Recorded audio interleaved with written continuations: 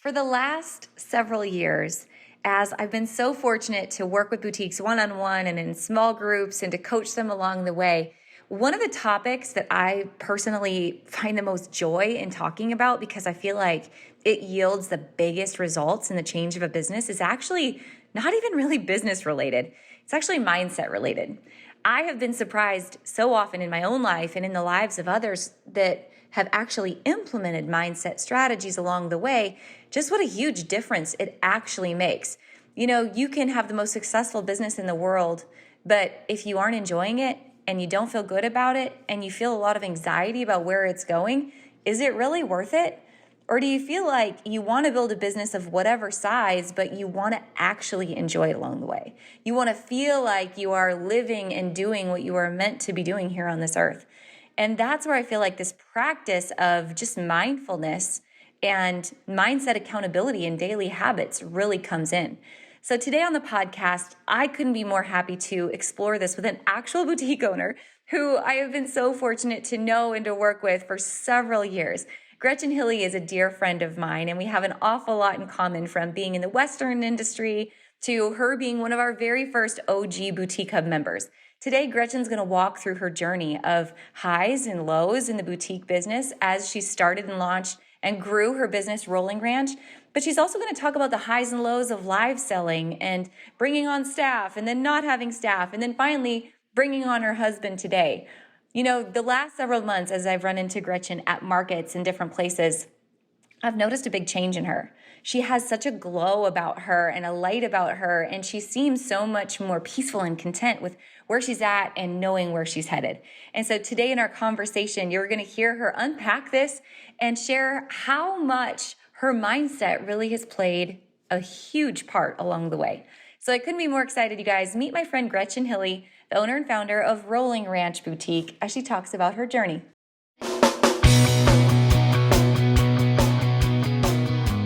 Let's talk about your business, strategy, and the juicy details of what actually works, from mainstream fashion to fashion on Main Street and the entire ecosystem behind it. How do we scale your company and do it with the balance and the happiness that we all seek? Let's hear from those insiders, experts, and strategists that actually make it happen. I'm your host, Ashley Alderson from the Boutique Hub, and I can't wait to chat.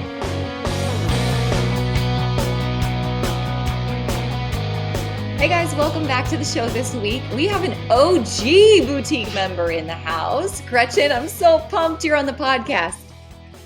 Hey, I'm so excited also. I'm trying to remember, actually, thinking about you being an OG boutique member. How did we first get connected? Because I feel like you and I have worked together for a really long time. I don't know. I did go to Denver to the, when you had the little Western Summit, but I was already a Boutique Hub member then. Yeah, I feel like you were in like one of the OG Facebook groups, and then the Western Summit. I was in the you didn't have to pay for it group. Yes. Okay. So way back. Oh my gosh. 16 way back. That's so awesome. Well, this is so cool. I'm excited to tell your story because I feel like I've had this like cool front row seat to watch you grow and evolve, and you and I have always been aligned because we do have Western in common, but to see you grow from your home into what you are today, into your husband joining today, I can't wait to tell this story, and also how to optimize live sales, because that is something you have absolutely made your bread and butter. So for those who don't yet know you, will you take me back to the beginning of your business and how you decided to launch and what that looked like? Okay, well, really, I was like a lot of people in the hub. I was a school teacher. So I had 13 years of teaching under my belt. I loved it. I was all but dissertation on my doctorate. Like I was, ready to be a coach in the county. And then I just realized like, you know what, this is not for me. So I just cold turkey quit. And it's not a story of I had a boutique on the side or anything like that. I just quit. And then I had to come up with something to do. So, that's how Rolling Ranch started. Did you first start, I mean, your background obviously is also Western. So did you just decide like, oh, I'm going to source these Western pieces. I'm going to start selling it to my friends. You pretty quickly started a Facebook group and started going live. What did that evolution look like at the very beginning? Well, I didn't start going live really until like pretty far into the journey, but I feel like all of my friends, we would, anytime we went to Oklahoma or Texas, like we would just shop so much because we couldn't get those items back home. So I was like, you know what? I'm gonna bring that to the East Coast. So that's what I did. But a lot of my growth happened because I went to like shows, but I went to the bigger trade shows like the USTRC finals, the NFR, those kind of trade shows where you stay gone for like a whole week, like the AQHA World Show, all of those ones. So that's where like my growth came. And then um, I started a Facebook group and I, I didn't know that that was the thing to do. It wasn't like common knowledge. Mhm. Uh, I just remember like I used to see like all the horses for sale, like the barrel horses for sale in the Facebook groups. And I remember that I would see like every post. So I was like, hey, if I start a Facebook group, like everybody will see everything. And at first I was actually really embarrassed. Like I didn't want anybody to know it was me. And I kind of kept it a secret. And then I finally just let it all out. So I started a group, and this was back in the good days of where you would just like put a flat lay on Facebook and everybody would comment sold their size with their email. And I was hand invoicing. We grew really, really fast. And that's where comment sold actually came into play. So this was 2017. Um, I was staying up all night, like 1, 2 in the morning, and then I was getting up at like 6 a.m. to pack orders.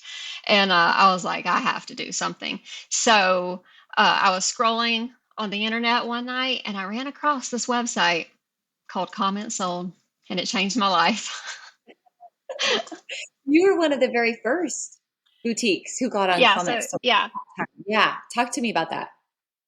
so this was like pre-live sale, like that. Yeah, I mean, I don't know if like people were live sale. I don't know if that was a thing or not, but no, like that's not what it was built for. And I feel like there's a lot of confusion like that. Like when when Comment Soul was built, it was built to invoice on Facebook. So it was designed for the boutique owner to post the picture, and then when everybody commented sold, it auto invoiced them and it sent it into Messenger. So that's what Comment Soul was designed for, and that's how I used it initially until, Facebook algorithms change.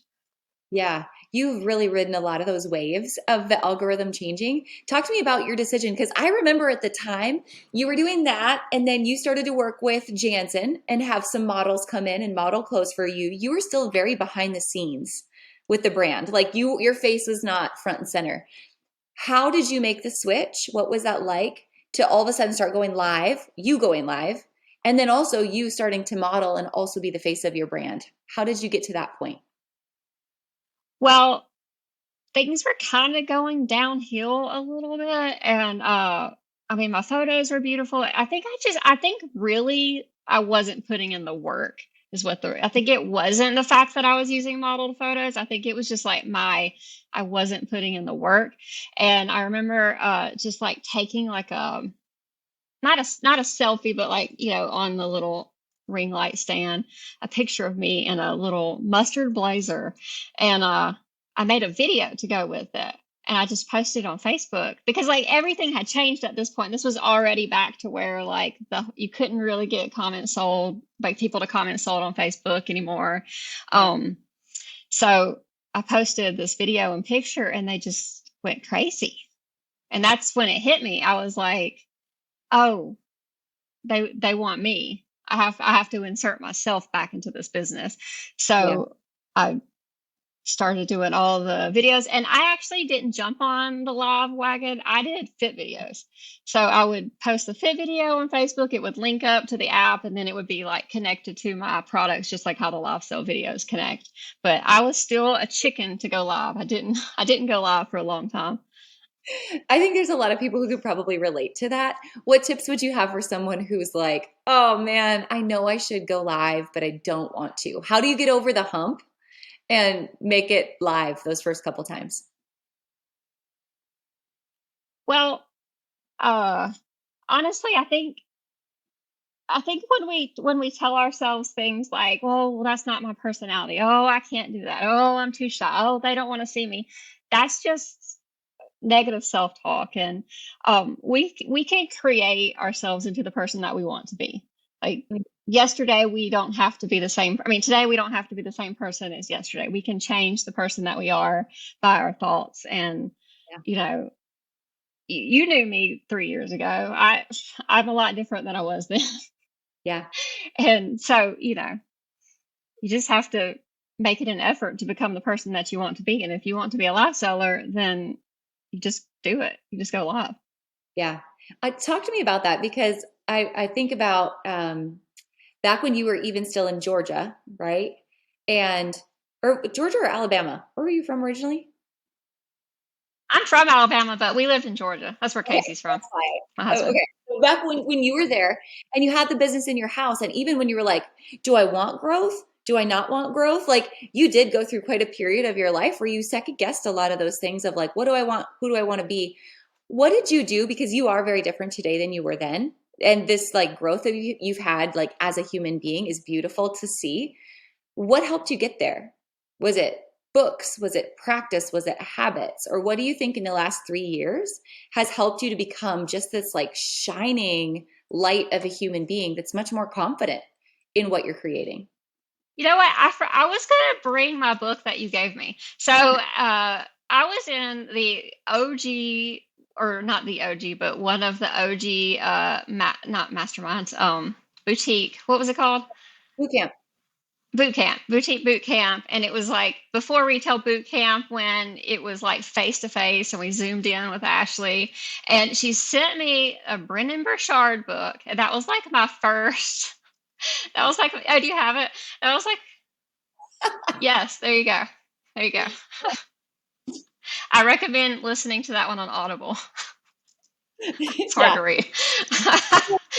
High performance habits. If you guys aren't watching on YouTube and can't see the video, it's high performance habits. So you read that. Was that like a jumping off point for you? Like it started your curiosity on personal development? Yeah. Yes. Okay. So as a teacher, like I am big on professional development, but I didn't really know about this thing called personal development. And Mm, I mean, the greatest thing that anybody can do for themselves is have personal and professional development. You need those things like retail boot camp. You need to go to the summit and join everything for the professional development. But also, I love that the boutique hub and like your aspect of the boutique hub is that you teach the personal development. I mean, that's how I feel about you. I don't know if that's how you feel about yourself, but that's how I feel about you. oh, I appreciate that. I do think it's So, so important to the whole aspect. Like you can't run a successful business if you aren't well yourself. Like it has to go mhm. together. Yeah, so I read that one and then so like when you were talking about what I think it was 2019, I kind of like I kind of hit a bottom of the barrel point. And it was like right before when I inserted myself back into my business. Yeah. And I went to the boutique summit. It was like the last one y'all had before the you know what. And I was so mad. I was mad at the boutique hub. I was mad at Comment Sold. I was mad at everybody. If anybody was there and saw me and sat by me, I was mad. I was like ready to close. I was just like over it. I was mad at everything. And I left there and I looked at my numbers for July and they were like bottom of the barrel, so low. And it hit me and I said, some girl who was sitting at the summit would be so proud of those numbers. Mm, And or somebody in one of the boutique hub groups would be so proud that they made, like they would be bragging on themselves that they hit that number this month and they were jumping up and down so excited. And that's when it hit me and I realized like the importance of gratitude. And because I had read some books about like you have to have gratitude. So now every single day I write in a journal how thankful and grateful I am for things, and it's just random things, like Tide detergent. And you don't write that you're thankful and grateful for your husband every day. You write that you're thankful and grateful for the sunshine. I don't know. And then I write in a journal every day my goals like as if they already happened. And I mm. just do that That's every so, day. that's so good.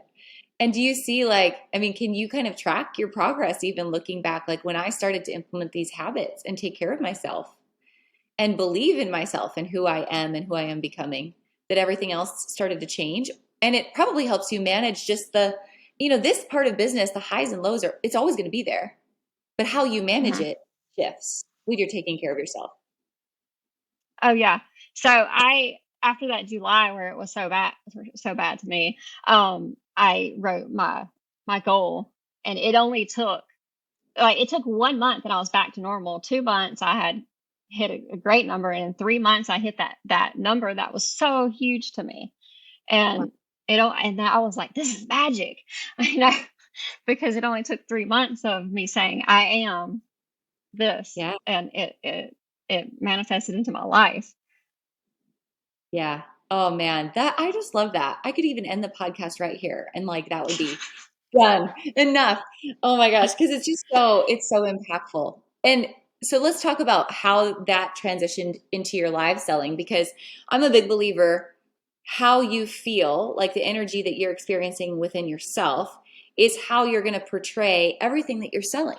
Whether that's through a post, whether it's through a reel, whether it's through a live, like you just show up different. Your vibe is different, your energy is different.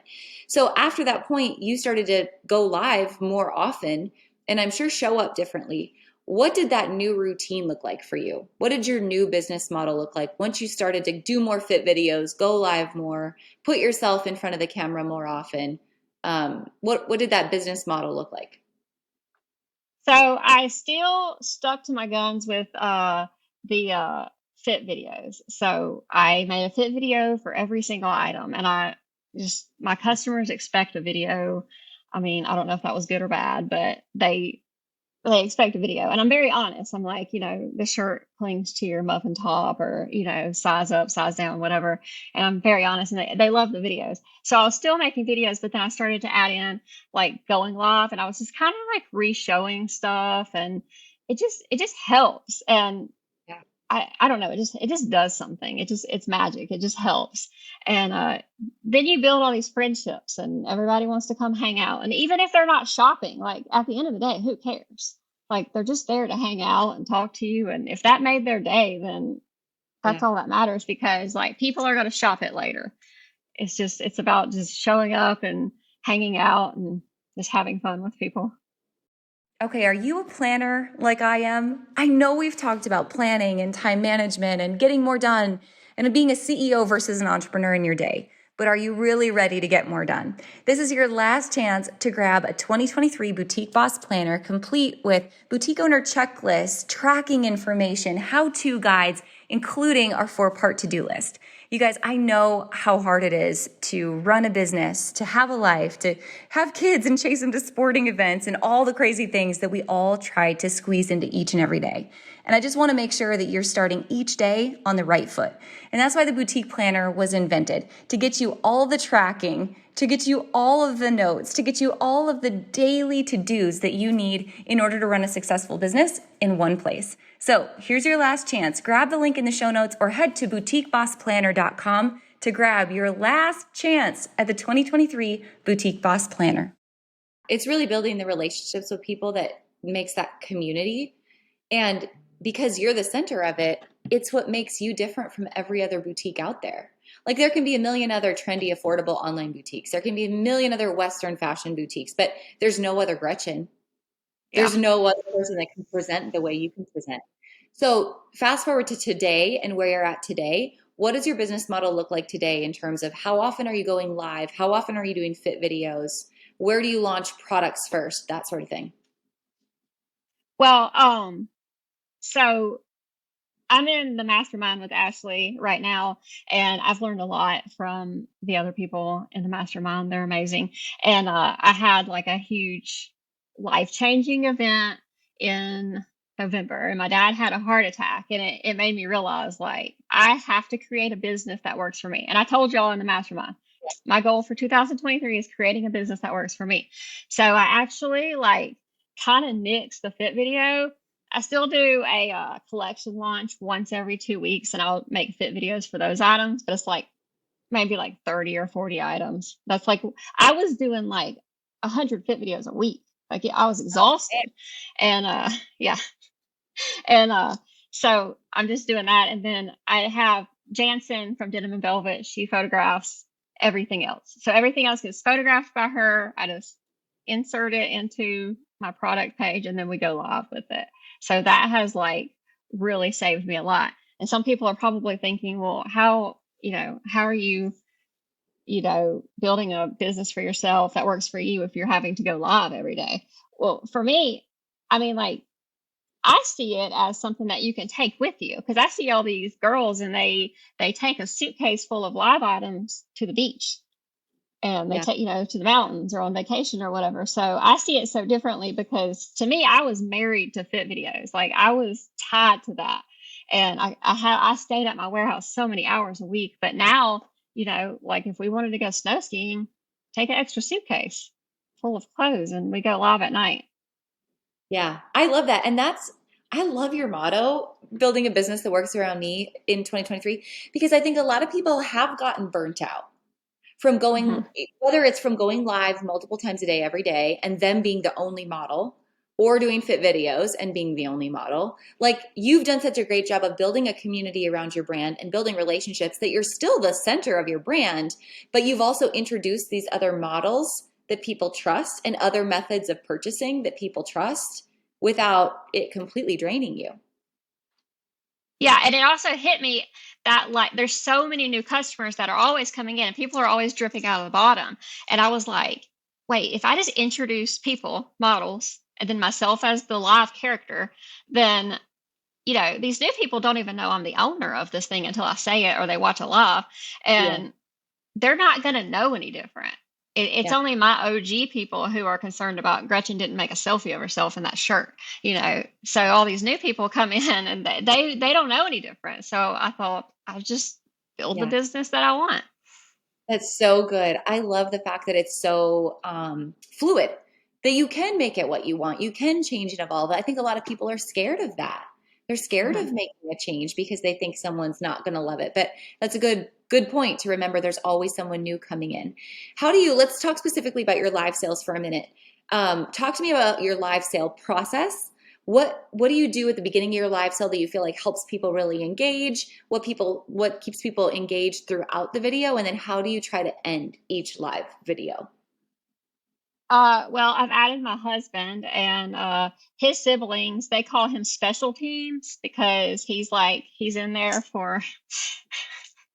So I mean, there's your answer.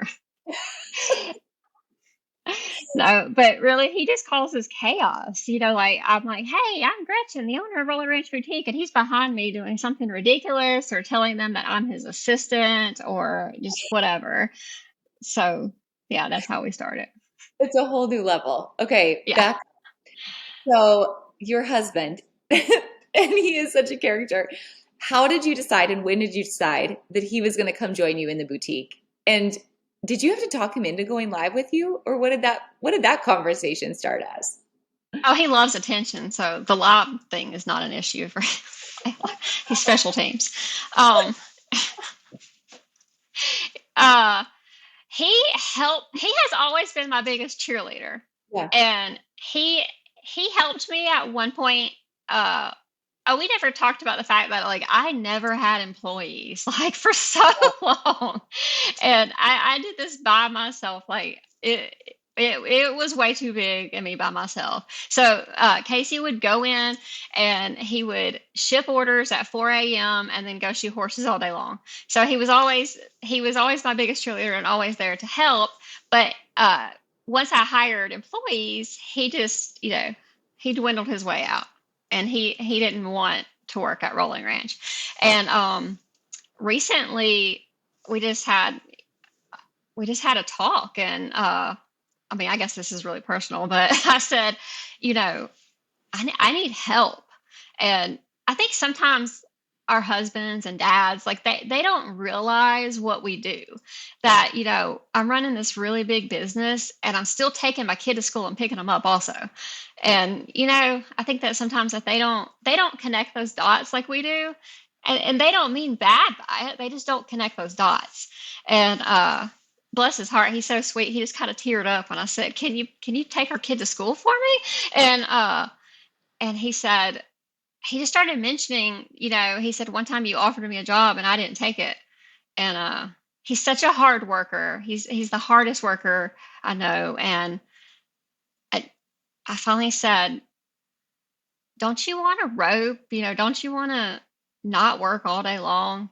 And I don't know how I talked him into it, but I did. So now he takes our child to school, and he only shoes 1 day a week. And he comes to the warehouse and works, and they leave him. My Colt, he does virtual school 2 days a week, so they leave at like 1 o'clock, and they go home and they rope, and he's just. I have written on a pair of my shoes, I'm creating a life of my dreams. And that's what I wrote in on a dry erase board in the warehouse, that I'm creating the life of our dreams. And this, living an abundant life and seeing my family do the things that they love, like, that's the life of our dreams. Man, that is so beautiful. I love that. I love that you are doing that because what a legacy you're creating for Cole, too. Just to see the two Hmm. of you and what you've built together. That is really amazing. And there is flexibility if you choose to set it up that way. Like kudos to you to being open to change, but also the personal development that it took in order to get there, to be ready to Hmm. be at this stage and attack it the way that you have. Man, um, my gosh, I could ask so many questions. Let's go back to you being solopreneur first and how you got to the point before Casey came on, because you were doing it all like longer than you should have been, right? You probably needed help a Yeah. lot sooner than you took it. I'm assuming there was a limiting belief somewhere within you that was preventing you from hiring when you knew you should have, right? Like there was something that was stopping you. What was the thing that was stopping you and how did you attack it? Uh, well, I mean, there's always that limiting belief of like being scared that there's not enough. But Yeah. also, I'm a little weird about like being around people. I mean, I was a school teacher. I love to be around. I could be trapped in the room with the kids all day, but like with the teachers, it's hard. It's hard for me. So, yeah, we were shipping like, gosh, at least over 100 orders a day before I ever even hired anybody. It Oh was my God. crazy. Yeah. So what advice would you give to somebody who is new and their business is just starting to get traction and they do have like that group of orders to ship every day? What would your advice to them be Uh, gosh, I don't know. in terms of hiring? Like, where would you say, hey, this is how you know you need help? Go start here. Well, I mean, the first help is fulfillment. Like once you realize that somebody can do fulfillment with you, it's life changing. But Mhm. I do love to see the girls who do everything. And I know it's smart to like hire out for things that you're not good at, but I think it's really smart to be able to do everything, to know how to do everything. Yeah. Something goes wrong or there's nobody came to work and you need to fulfill and you don't know how. Like, you know, Yeah. I just um I don't know. I don't really know how to answer that question. Sorry. Well, no, I think you've answered the question in a couple of ways just by talking about recognizing there was something limiting you, even though you knew you needed to do it, right? So you would have jumped sooner. But also, it is important to know how to do everything, and then you can hire smarter. You can hire the right people that you trust, Mhm. especially in so good. All right, Gretchen, you are a business that is all on comment sold, right? Talk to me Yes. about just a few best practices. I know you've been such an advocate and you've grown with the company and with the process.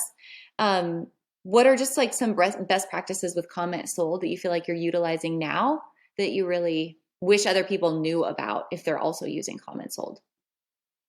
Um Well, honestly, like what I was saying earlier, a lot of people don't realize that Comment Sold wasn't created as a live selling platform. It was created as a thing that invoiced and a program that invoiced. So there's this thing called wall drops. And I mean, they don't exactly work, but I kind of see a lot of us are kind of leaning back towards that a little bit. So Mhm. you can actually use your hashtag SKU and post into your group, your picture or your video with the hashtag SKU. And if somebody says sold medium, it will invoice them. And I mean, not many people are still commenting on those. But I kind of I kind of see it coming back a little bit for some reason. And just going live and, using the feature where you can go live on every platform at one time, that's just amazing with one camera. That's just crazy alone. Instagram, Facebook business page, Mhm. everywhere at one time. And you're live on your website and you're live on your app. Oh, and also uh your Instagram. Your Instagram stories are stories on your app, and you can hashtag skew your products in your story. And then if somebody is on the app and they click on your story, it'll pop up. It says like, I want it. And you can just buy it. They can buy it right there on the app, which is pretty I didn't cool. know that. A lot of people That's don't awesome. know that either. Yeah. Yeah, so good. hmm Talk to me for a second. Sorry to squirrel with you for a second, but talk to me about your app actually specifically, because your app is a big part of your business. How did you get people into also shopping on your app? Yeah, I think like 98% of my sales are app. Oh my gosh, that's a lot. Yeah. Uh, it just app exclusive. When you first launch it, this is app exclusive, things like that. So if you have a text messaging program, sometimes I'll hide something like a brand new arrival, hide it in the Mm, app. It's launched on the app somewhere, and just tell them what the SKU number is. Go to the mm. app to and search, 09872 and find the item, and you get it first. Stuff like that. Just things to make them need to, sales only on the app, stuff like that. Yeah, so good. All right, I have monopolized your time, but this has been so helpful today, Gretchen. I have one last question for you. Just because you and I have been friends for a long time and gotten to know each other well for a long time, and I know your business is built around not just selling things, and yes, it's profitable, but it's not just about being profitable. It's about also your place in this world and serving other people and serving your family. So, talk to me about 30 years down the road. You're on the front porch. Colt's got kids now. We've got grandbabies running around. They're roping. They're roping everything. I know they are. I can see it now. And they're talking about this amazing life that you lived that allowed your family to enjoy this hobby and to enjoy this like Western way of life that so few people get to experience. What's the thing that you want people to remember most about the person that you were and how you made this life possible? That abundance is available to everybody, Mm, and we can design the life of our dreams by our mind. And all it takes is your thoughts, and that everybody is worthy of it. And like, I have all of these boutique bestie friends that, I might make in a week more than they make in a month, but like, I love them. They're so smart. They have the best ideas. And, just everybody is valuable, and everybody's ideas are great no matter where you are in your journey. And just I just got off on a tangent, sorry, but just put yourself in proximity to put yeah. yourself in proximity to the people that you want to be like. Go to the boutique summit and sit by the people that you wish to be. They'll talk to you. They're so nice. All of the people in our mastermind, they're the best. They're the nicest people. Um, that's why I joined the mastermind, to put myself in proximity of them, to see how they do things. And okay, I just went off on a tangent and didn't really answer my question. But abundance, I would tell my grandkids, abundance is available to everybody. When I say abundance, I don't just mean in wealth, I mean in life and doing what you love. Mm. So good. Gretchen, thanks so much for being on the show today. Thanks for, man, shining your light. I love seeing you just continue to grow and evolve in what you're creating. So, congratulations. I really appreciate you. Thank you so much. Thank you.